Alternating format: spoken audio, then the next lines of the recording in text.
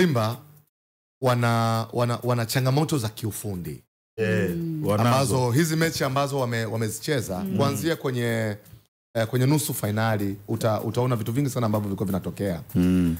Simba sasa wakatafute washambuliaji. Nilikuwa nataka kuiweka hivi kwenye misingi mizuri. Msimu tunaelekea kumalizika. Simba wakatafute washambuliaji. Kumekuwa kuna debate kubwa sana kwenye idara ya ushambuliaji wa Simba, na watu wanajaribu kulikwepa tatizo la msingi kwa kuhamisha tatizo kulipeleka sehemu nyingine. Simba ina changamoto kubwa kwenye idara ya ushambuliaji, na unaweza ukaona kwenye mechi hizi kubwa. Kwa mfano, kwenye mechi waliocheza away dhidi ya Berkane, Simba Edo alikuwa anasema unajua kuna watu wanaamini sana kwenye namba. Yes, mimi ni moja kati ya watu ambao wanaamini kwenye namba. Simba hakuwa hata na shuti moja lililolenga lango kwenye mechi dhidi ya Berkane ya ugenini, ambayo inatokea kwenye mchezo wa mpira wa miguu.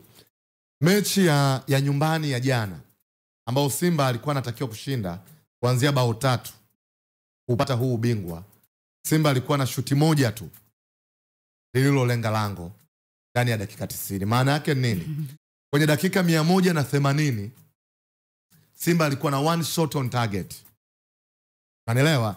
Hizi namba azidanganyi, zinakueleza wazi kwamba bado kuna shida kwenye idara ya ushambuliaji ya Simba.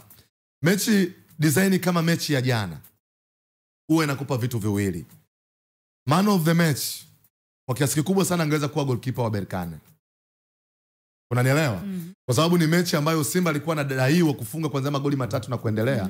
Maana yake Simba alikuwa anakwenda kujilipua, kushambulia na kwenda kutafuta goli.